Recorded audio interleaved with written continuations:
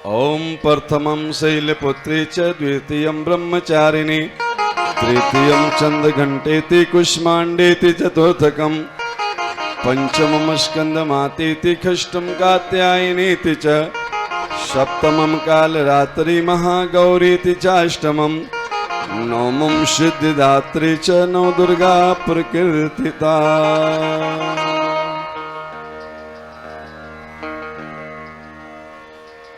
प्रथमं शैलपुत्री च द्वितीयं ब्रह्मचारिणी तृतीयं चंद्रघंटेति कुष्मांडेति चतुर्थकं पंचमं स्कंदमातेति षष्ठं कात्यायनीति च सप्तमं कालरात्रि।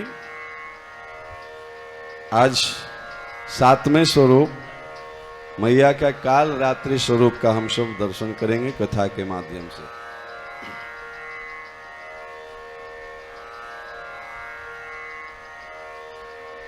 थोड़ा सा संक्षिप्त कथा सुना दें, फिर ये नाम कब पड़ा ये आपको आसानी से समझ में आ जाएगी।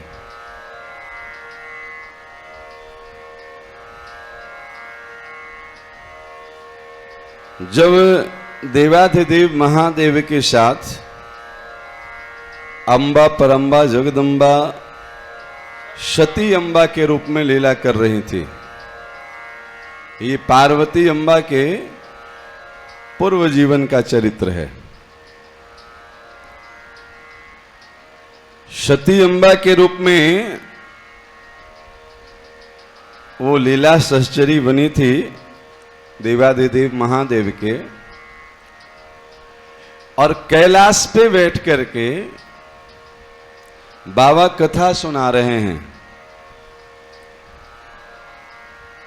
अभी कथा के मंगलाचरण भी प्रारंभ ठीक से नहीं हुआ है कि अचानक से कैलाश पे विमान की आवाज गड़गड़ाने लगी। कैलाश के ऊपर से हर आधे मिनट पे हर एक मिनट पे कोई न कोई देवता विमान लेकर के निकल रहे थे। ये घटना जैसे ही शुरू हुई तो सती अम्बा का ध्यान कथा से हट गया और वो विमान की ओर देखने लगे। ये बहुत बड़ी गलती बन गई सती अम्बा से। कथा में अगर आप बैठे हैं तो आपका ध्यान कथा में ही होना चाहिए, ये बहुत जरूरी है। आप कथा में बैठ करके इधर उधर की बात करते रहते हैं, ये अपराध है कथा के प्रति, और इस अपराध की सजा है। ये माफी वाले अपराध नहीं है, इसी की ये कथा है। क्या सजा है वो सुन लीजिए, आगे की कथा में समझ में आ जाएगा आपको। कई बार छोटी छोटी चीजों पे हम ध्यान नहीं देते हैं और अच्छे करते करते भी परिणाम गलत प्राप्त हो जाते हैं। फिर लोग परेशान होते हैं, महाराज जी हम तो करते अच्छा है, इसका परिणाम गलत क्यों हो जाता है। आप खूब बढ़िया देसी गैया का अधौटा दूध का खीर बनाएं, उसमें काजू किशमिश इलायची शर्करा सब मिलाएं, खीर अच्छी बनेगी ना। और जब खीर बन के तैयार हो जाए तो उससे पहले उसमें गलती से 2 बूंद किरासन तेल गिर जाए, क्या होगा? आपकी सारी मटेरियल बेकार चला जाएगा ना, सारा मेहनत व्यर्थ चला जाएगा। आप बहुत श्रद्धा पूर्वक धर्म कर्म करते हैं, पर मामला ये शरीर का नहीं है। धर्म का क्षेत्र जो है सो ये मन का मामला है। अर्जुन कहता है गीता जी में कृष्ण से, ये मन जो है सो इतना कठिन है, इसको वश में करना। अर्जुन जैसे साधक कहता है कि केशव ये प्रमाथि बलवद्रहम, ये प्रमाथि मन को मथ देने वाला मतलब कोई कमल के सरोवर में अगर हाथी हिल जाए तो कमल का क्या दुर्दशा करेगा खेल खेल में। चंचलम ही मनः कृष्ण प्रमाथि बलवद्रहम, ये मन बहुत चंचल है कृष्ण, ये प्रमाथी है, मन आत्मा को मत देने वाला है, बलवद्रम, बहुत बलवान है और बहुत दृढ़ है। आप कितना इसको पकड़ने का कोशिश करें, शरीर तो यहां है, मन पता नहीं कहां कहां घूमते रहता है। भगवान कृष्ण इस मन को वश में करने का उपाय बताए हैं। क्या बताए?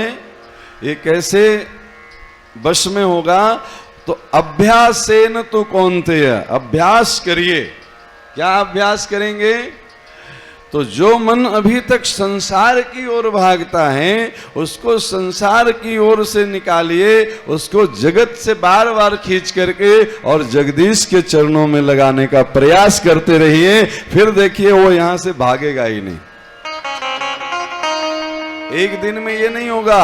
अभ्यास से न तो कौन्तेय, हे कौन्तेय, हे अर्जुन, इसका अभ्यास करना पड़ता है।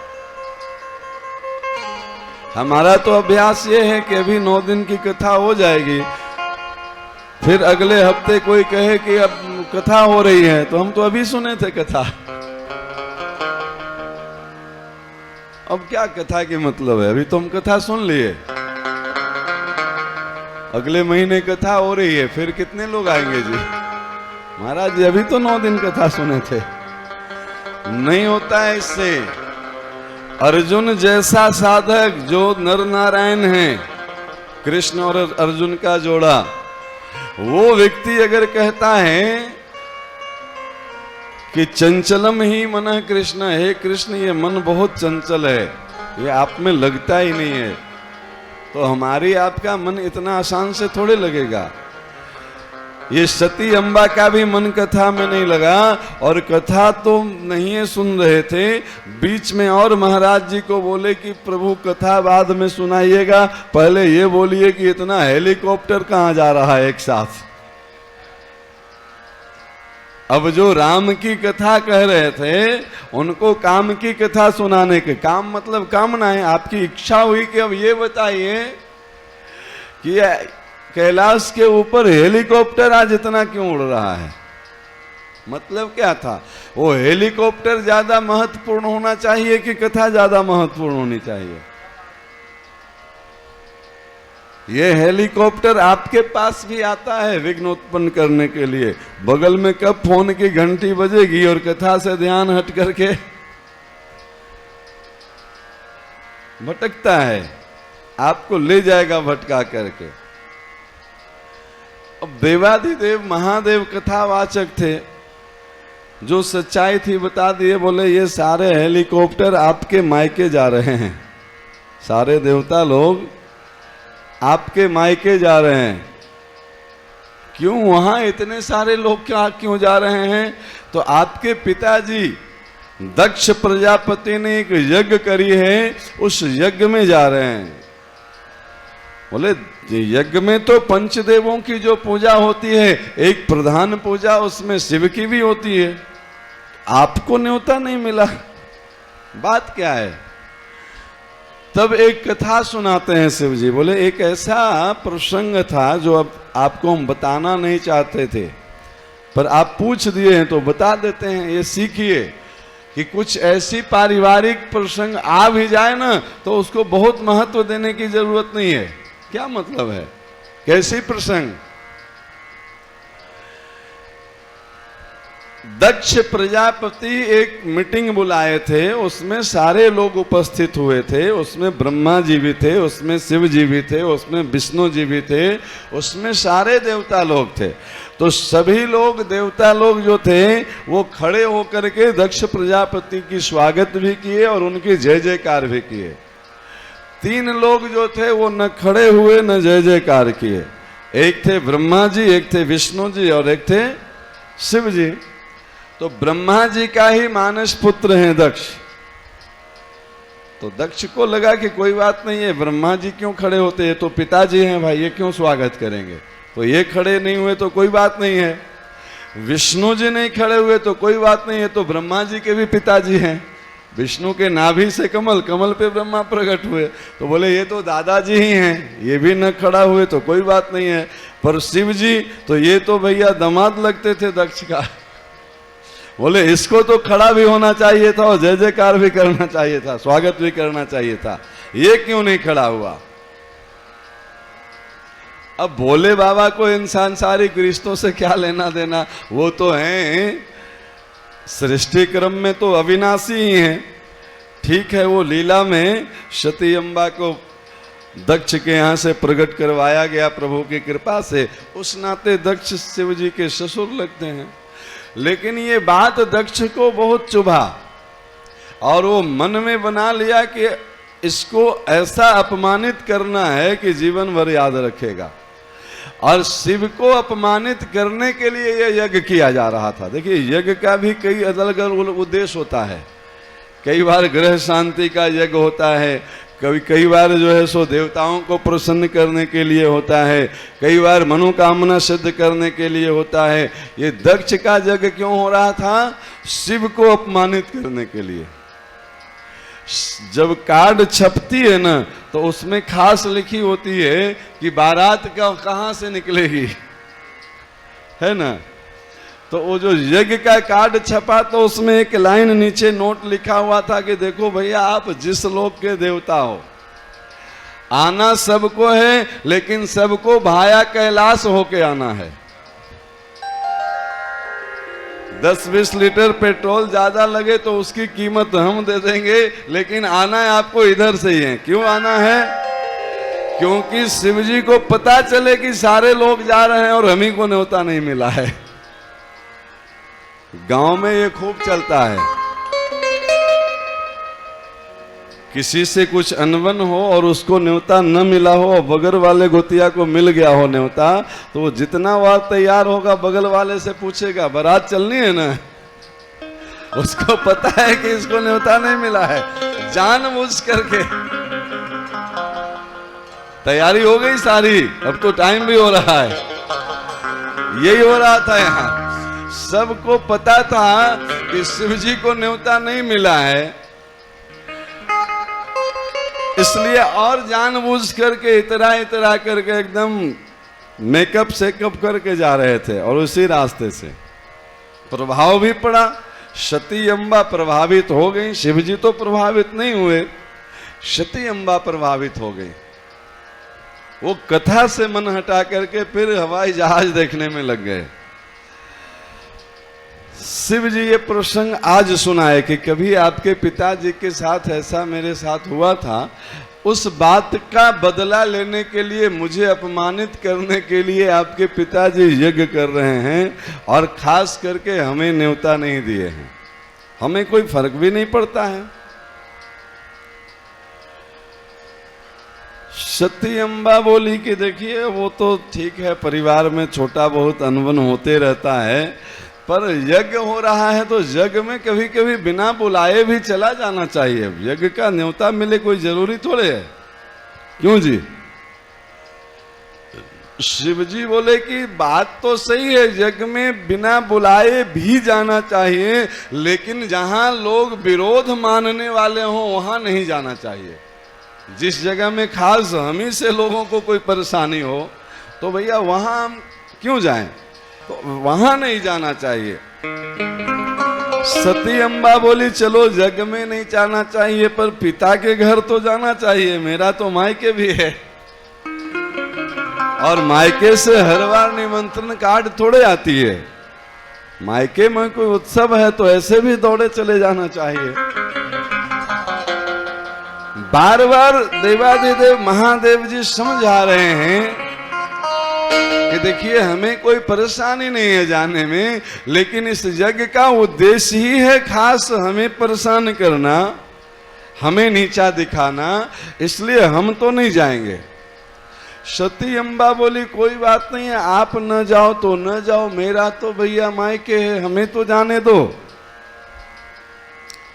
बाबा बोले ये भी ठीक है, आप चले जाओ, हम यहीं रह जाएंगे, कैलाश पे भजन करेंगे। और ऐसा लिखा है कि पूरी तैयारी करके सती अम्बा को भेजे रुद्रगणों के साथ। अब पता नहीं क्या तैयारी किए होंगे, जो भी उनका सूटकेस वगैरह होगा सब खूब बढ़िया से संभाल करके बाबा भिजवाए और साथ में 2 चेला भिजवाए कि भैया इनको पहुंचाओ। हम नहीं जा रहे हैं तो गाड़ी ड्राइवर तो भेज ही देंगे ना जी साथ में। तो बाबा का गाड़ी नंदी और उनका ड्राइवर रुद्रगन, ये सब चले सती अम्बा को पहुंचाए। वहां जैसे ही अपने मायके में प्रवेश करती हैं सती अम्बा, कोई उनको देख करके बात भी नहीं कर रहा है।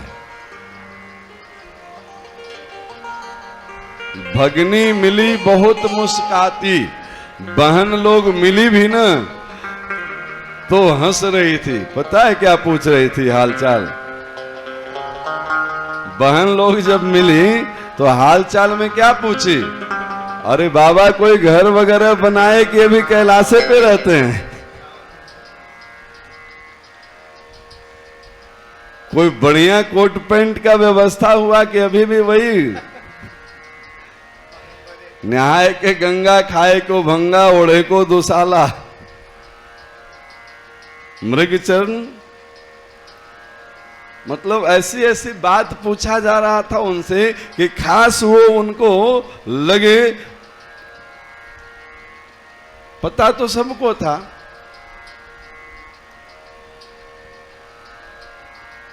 घर में कोई नया वॉशिंग मशीन आया कि अभी भी भूत बेताल ही कपड़ा धोता है, ऐसा ऐसा समाचार पूछा जा रहा था। एक माँ ऐसी थी जो अच्छे से मिली। लिखा हुआ है कि बहन लोग तो अपने मौज में थी, पर माँ तो माँ होती है, इसका तो कोई जोड़ी नहीं है, कोई तुलना नहीं हो सकता है। इसके बारे में जितनी कहा जाए वो कम है। एक माँ जो थी वो प्रेम से मिली, पर सती अम्बा जैसे ही यज्ञशाला में प्रवेश की, वहां देखे कि सारे देवता अपने अपने आसन पे बैठ करके अपना भाग ग्रहण कर रहे हैं।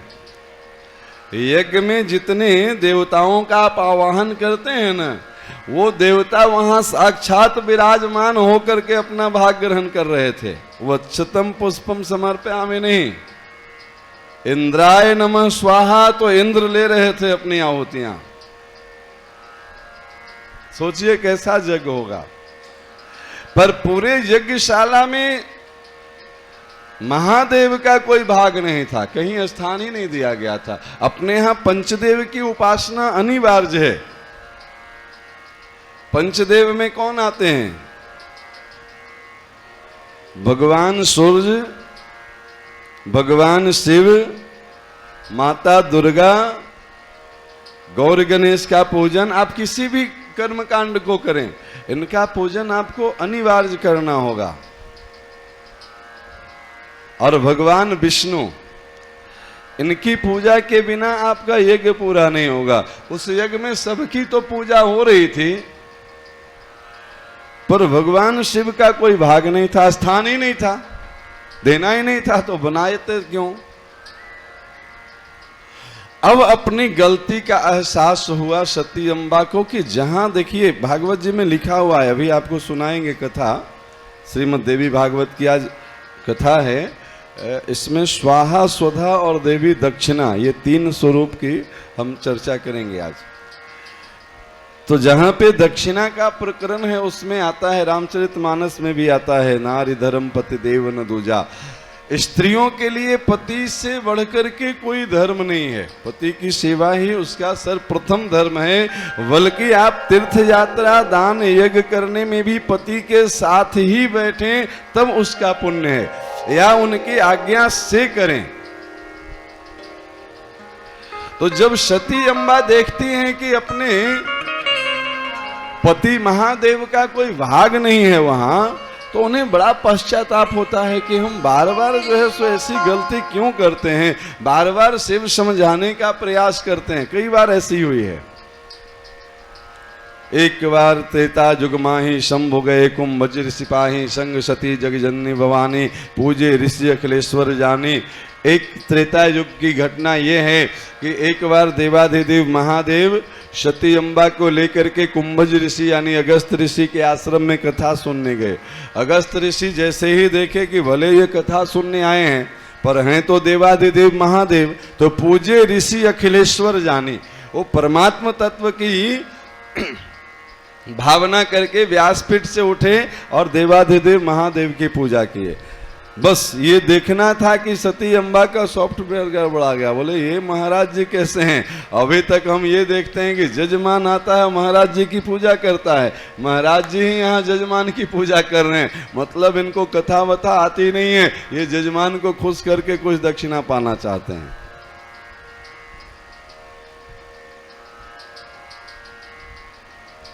यहाँ पे गोस्वामी जी लिखते हैं, जब आए तो संग सती जग जननी भवानी, इतनी उपमा है।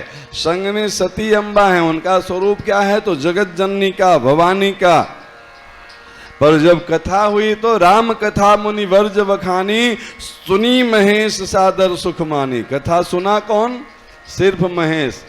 तो भैया साथ में जो आए थे वो क्या कर रहे थे? तो वो बैठे बैठे सोच रहे थे कि अब ये ऐसे महाराज जी से कथा क्या सुनना है जिनको कुछ आता ही नहीं है, ये जजमान की पूजा में पहले ही लग गए हैं। तो बैठे बैठे अभी यही बता रहे थे कि आपका शरीर यहाँ है, मन भी यहाँ हो, कोई जरूरी नहीं है। और मन में जैसे ही संशय आया तो संशय आत्मा विनश्यति, वो कार्य फिर अधूरा रह जाएगा, पूरा नहीं होगा। ऐसी कई घटना है जहां पे शिव जी बताते हैं ये भगवान हैं, जय सच्चिदानंद कह करके प्रणाम करते हैं भगवान राम को, बगल में सती अम्बा हैं। फिर उनके दिमाग में आता है कि ये भगवान राम को सच्चिदानंद परमात्मा कहते हैं और प्रणाम भी कर रहे हैं। अरे ये देवता तो छोड़ दीजिए, भगवान तो छोड़ दीजिए, परमात्मा तो छोड़ दीजिए, हमको तो एक बढ़िया इंसान भी नहीं दिखता है। क्यों? ये पत्नी के विरह में इतना व्याकुल है कि ये जंगल में वृक्षों से, पक्षियों से, भौरों से पत्नी का पता पूछता चल रहा है। हे खग मृगहे मधुकर सेनी, तुम देखी सीता मृगनैनी। भगवान भोलेनाथ बोले कि देवी ये लीला है प्रभु की, ये सब लीला में हो रहा है, वास्तविक स्वरूप अलग है। काहे को समझती? बाबा बोले कि देवी अगर आपको समझ में नहीं आ रहा है तो जा करके आप परीक्षा ले लिए। एक बात में समझ गए कि हाँ इसमें तो हम दक्ष की बेटी थे ना सती, दक्ष कहते ही हैं बुद्धिमान को, और बुद्धि की बेटी बिना परीक्षा की मानती नहीं है। राम को परीक्षा लेने गए, परिणाम क्या हुआ? जैसे ही राम सामने आए, पूछी बहोर कहाँ वृष केतु, विपिन अकेली फिरहि कही हेतु। जैसे ही सामने आए तो प्रणाम किए भगवान राम। आए थे किस रूप में? तो सती अम्बा सीता का रूप बना करके आई थी कि अभी पोल खोलते हैं, ये सीता के विरह में भागे भागे फिर रहे हैं, जब हमको सीता के रूप में देखेंगे अभी आएंगे, मेरा हाथ पकड़ेंगे और कहेंगे कि प्रिय तुम कहाँ खो गई थी। राम जी क्या किए? जैसे ही सामने आए तो दोनों हाथ जोड़े, बोले विपिन अकेली फिरहि के हेतु, कहूँ माँ तू कहाँ वृष केतु। हे माता, माता का संबोधन दिए। बोले हे माता आप इस जंगल में अकेले किस हेतु से फिर रहे हैं? और दूसरा सवाल तो और अजूबा था, कहे बहोरी कहाँ वृष केतु। वृष मतलब होता है बैल, बैल वाले बाबा नहीं दिख रहे हैं। बोले माता आप अकेले क्यों दिख रहे हो? मेरा बैल वाला बाप नहीं साथ में है आज। ऐसी अनेक कथा है। जब सती अम्बा को उस यज्ञ में ये एहसास हुआ कि बार बार आखिर बात क्या है कि ये बार बार हमें अच्छी बातें समझाते हैं और उस समय हमारी समझ में नहीं आती है, फिर बाद में पश्चाताप भी होता है। उस घटना का पश्चाताप तो पूरे 88,000 वर्ष तक करना पड़ा था। जब सीता का रूप ले ली सती अम्बा शिव जी ध्यान में देख लिए सारा चीज, बोले ये तो हमारे अब माता का स्वरूप बना ली, तो माता के साथ पत्नी वाला व्यवहार तो कर नहीं सकते हैं, और पानी ग्रहण किए हैं तो इसका त्याग भी नहीं कर सकते हैं, तो झगड़ा भी नहीं करना है और पति पत्नी का व्यवहार भी नहीं करना है, तो बीच का रास्ता निकाले शंकर जी, क्या समाधि में चले गए। और 1-2 वर्ष तक नहीं, लिखा हुआ है बीते संवत सहस्र 87 तजे समाधि संभव अविनाशी, 87,000 वर्ष तक तब समाधि में रह गए बाबा, और सामने बैठ करके वो पश्चाताप करती रही। यही बात आज दक्ष की यज्ञशाला में प्रवेश करते सती अम्बा को समझ में आया कि आखिर बात क्या है। तब धीरे धीरे एक बात समझ में आई कि दक्ष शुक्र संभव यह देहा, इस शरीर की उत्पत्ति दक्ष के शरीर से हुआ है, तो बुद्धि की बेटी होने के कारण हम बार बार बुद्धि लगाते हैं। और शिव कौन है? तो भवानी शंकरो वंदे श्रद्धा विश्वास रूपिण्य, भवानी श्रद्धा है और शिव विश्वास है, और विश्वास में बुद्धि की जरूरत नहीं होती है। और श्रद्धा कब होती है? जब ये पता चल जाए कि यहां जुड़ने से हमको बहुत लाभ होगा, तब श्रद्धा होगा। भैया बाबा बहुत चमत्कारिक हैं, तो बन जाओ चेला इनका। यहाँ खूब लड्डू पूड़ी चलता है भंडारे में। श्रद्धा बिना लाभ के नहीं होती, और विश्वास ये बस होती है।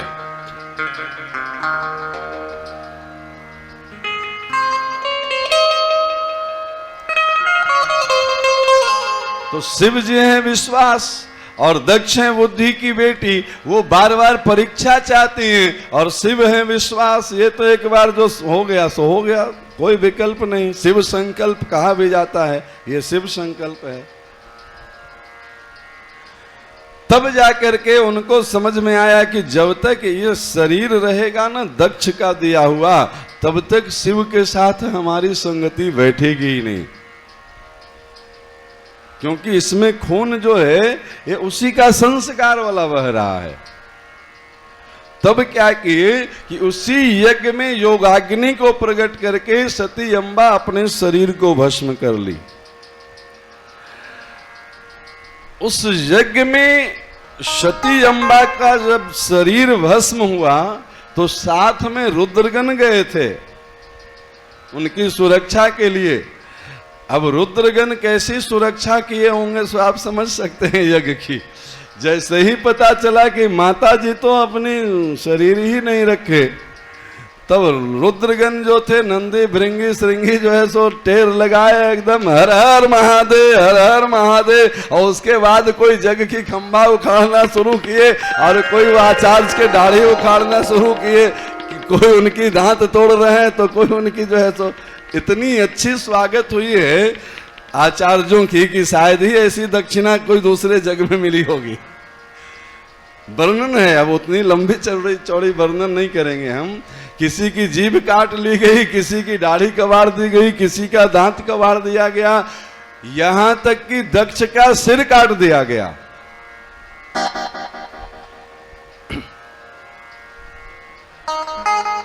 जिन रात्रि में यह सब प्रोग्राम हो रहा था,